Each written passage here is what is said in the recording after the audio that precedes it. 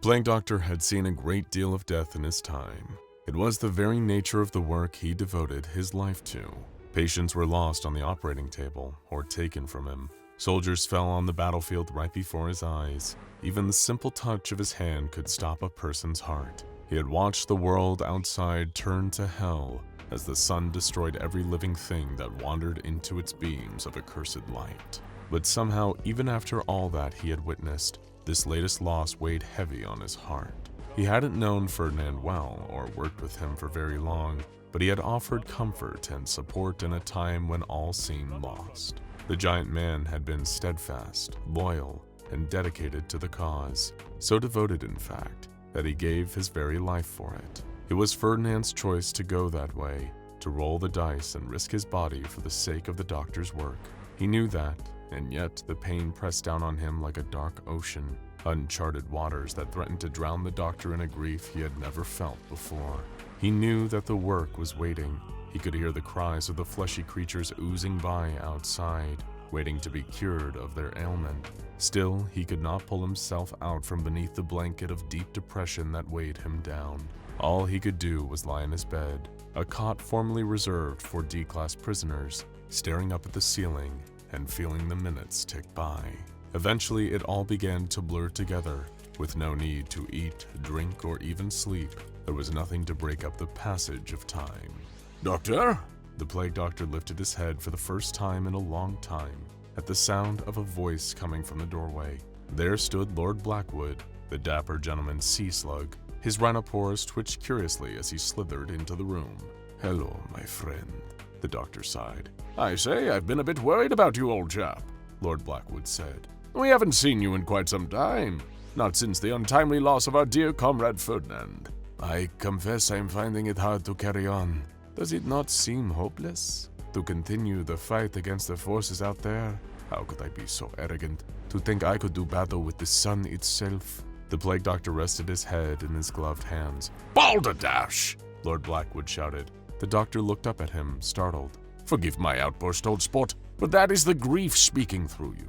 As intelligent men, we must honor our feelings, as they are parts of us, but they cannot be our rulers. As the great poet William Ernest Henley once wrote, 'It matters not how strait the gate, how charged with punishments the scroll. I am the master of my fate. I am the captain of my soul.'"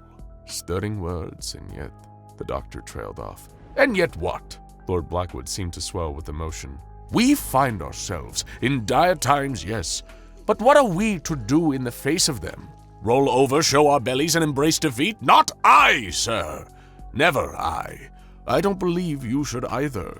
Would Ferdinand have wanted you to let yourself be lost this way?" The Plague Doctor sat with that thought for a moment. Then, solemnly, he shook his head. "No, he wouldn't." "Then we shall rally! Pick yourself up, come with me, and in the memory of our fallen friend, we will sing a happy tune as he would have. We mourn, we celebrate his life, and then, as we always have, we do what needs to be done. Come with me, Doctor." The sea slug led the way, and though he still felt the call of the void tugging at his heels, the doctor followed. Dimly, he could hear Lord Blackwood ask, "Are you familiar with the works of Gilbert and Sullivan?" The Plague Doctor was not in fact familiar with them, so he could not join in as Lord Blackwood attempted to lead him in a chorus of, "I am the very model of a modern Major General." Still, the sound of music, of any kind of joyful noise, lifted his spirits just the same. The two spent several hours together, swapping old stories, singing songs, and remembering Ferdinand, the lovable cannibal. At one point, Lord Blackwood brought out a tankard of home-brewed ale he had been working on in one of the empty laboratories. It smelled strange and tasted stranger, but it was still nice to share a drink with a companion after so much hardship. Eventually, Lord Blackwood passed out, flopped over on his side, and snored softly. The doctor leaned against a wall nearby, resting his eyes for the first time in many, many days. It wasn't happiness, not quite, but it was a kind of peace and a welcome reprieve from the torturous thoughts that had gripped him as of late. But the peace did not last. As the doctor began to hear sounds from within the tunnel, the passage that led somewhere deep beneath the Foundation's site. He could hear footsteps, muffled voices creeping ever closer. They did not sound like the fleshy monster who had invaded the facility before, but he could not be certain if they were friend or foe. He scrambled to his feet, preparing to defend himself if necessary. Lord Blackwood, he hissed, attempting to rouse his sleeping friend, but the slug continued to snooze away.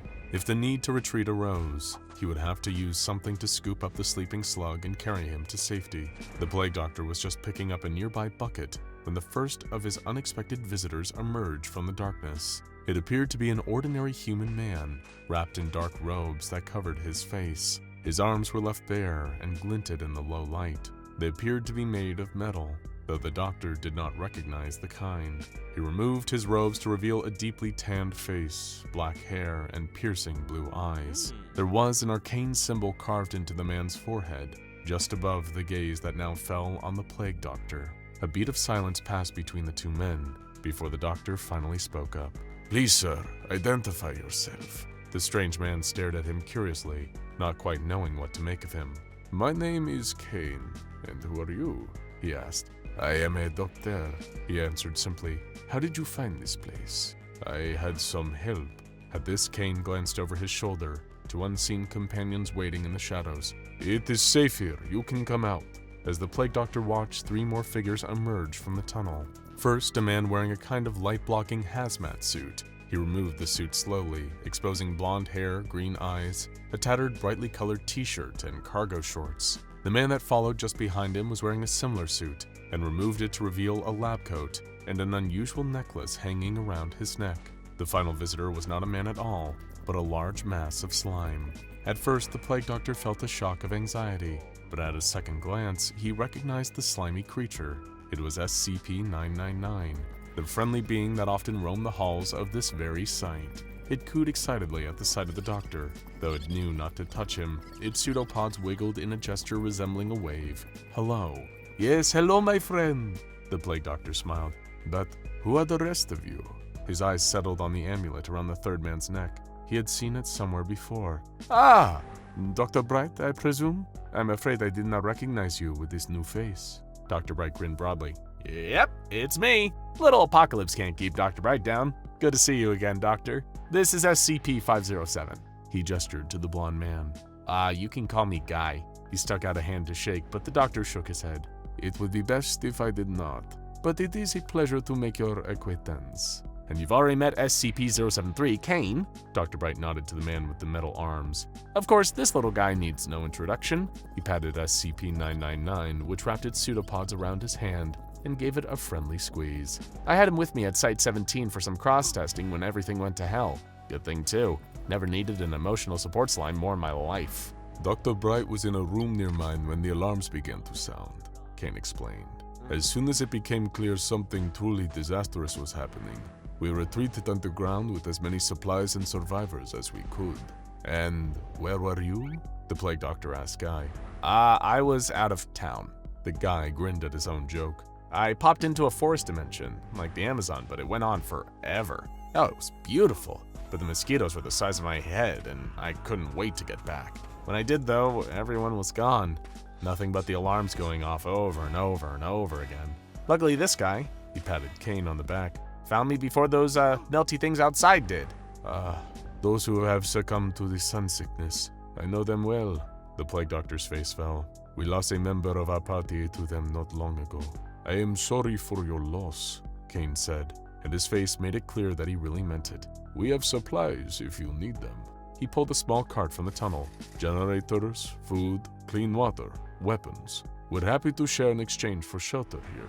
"I thought we agreed I was the leader," Dr. Bright pipped up. "There are no leaders in a time like this, only survivors," Kane said solemnly. "But you got to walk at the front," Dr. Bright pouted.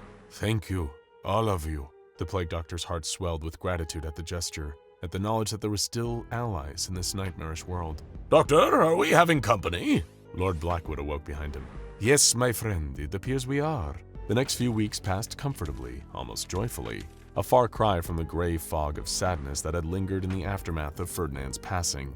SCP-999, Guy, Kane, and Dr. Bright brought new life into the facility, lighting it up both figuratively and literally, with the help of the generators they had brought. Dr. Bright had plans to set up additional power sources and devoted his time to experimenting with anomalous materials he had managed to recover from storage. He also offered his services to the plague doctor as a new assistant, someone to help him find a cure for the plague that raged on outside their walls. Kane promised to make supply runs, insisting that his metal limbs made him less vulnerable to the effects of the deadly light's beams. He still covered his skin with thick robes whenever he went outside, however. "I'm not sure if it would take me or not, but that is not a chance I'm willing to take," he had said. Meanwhile, Guy entertained the group by reciting the plots of his favorite movies, TV shows, and comics. He had joined Lord Blackwood as one of the de facto storytellers of their new little band of survivors. Perhaps, the Plague Doctor thought, they would find some kind of happiness here. Perhaps things really would be alright after all. Meanwhile, out in the nightmarescape beneath the transformed sun, a wicked mask was wandering the land in search of a new host. Its artificial body had begun to corrode, to rust and decay beneath the torrent of black sludge always pouring from its mouth and eyes. Soon it would not be able to pilot the structure anymore, and would find itself trapped again, waiting for an unsuspecting person to come along and put it on. In this current climate, the odds of a human happening upon the mask were lower than ever, and though it would never admit this out loud, the mask was beginning to get a little bit nervous. Perhaps it should head back to the site, try to make nice with the Plague Doctor, and see if he would offer some assistance. No, that would be pathetic. Seeking help from someone so low, so wretched, it would manage fine all on its own. Still, as its rickety mannequin legs creaked, cracking and splitting apart with every step, the mask knew it had to move fast, and think even faster. If only it could find a weapon, some kind of leverage, they could return to the site and force the Doctor to become its next host. As the mask pondered its options, its gaze fell upon one of the fleshy beasts, oozing across the ground in search of more people to pull into its molten embrace. The creatures ignored the mask for the most part, knowing it was inorganic and impossible to convert. But the mask suddenly thought, could it perhaps convert one of them? Would its consciousness be strong enough to override the hive mind the monsters all seemed to share? The mask had overcome the will of kings, of heroes and villains alike. Surely it could take one of those simple lumps of goo. The flesh creature moved slowly, a little bit at a time. It had all the time in the world, the mask supposed. Or at least, it believed it did. As the mask snuck up behind the creature, its expression changed from a frown to a nasty smile. It reached up toward itself, angling just right. It would have to land perfectly for this to work, but it knew it could stick the landing. Anywhere on the thing should work. After all, it didn't have a face. For this particular beast, time had run out, and it was time for the mask to take its body for a spin. Then, it would pay a visit to its old nemesis. Back at the site, the Plague Doctor was having an intense discussion with Dr. Bright about all that each man had witnessed so far. Dr. Bright listened with fascination as the Plague Doctor described his attempt to treat one of the infected humans, the invasion of the massive flesh beast that had taken the human survivors right before his eyes, and Fernand's noble sacrifice to save their shelter from destruction. Dr. Bright in turn told of his own trials, the difficulty getting into the tunnels, the retrieval of Guy before he was lured outside by the creatures, and his mission to rescue as much research as possible before setting out to find a safe place to hide. Sadly, it seemed that the SCP Foundation knew even less about how to counter the effects of the sun than the Plague Doctor did. Still, 2 heads were always better than 1, and an extra set of hands to help with the work would certainly speed the process along. For the first time since Fernand was lost, the Doctor felt some kind of hope.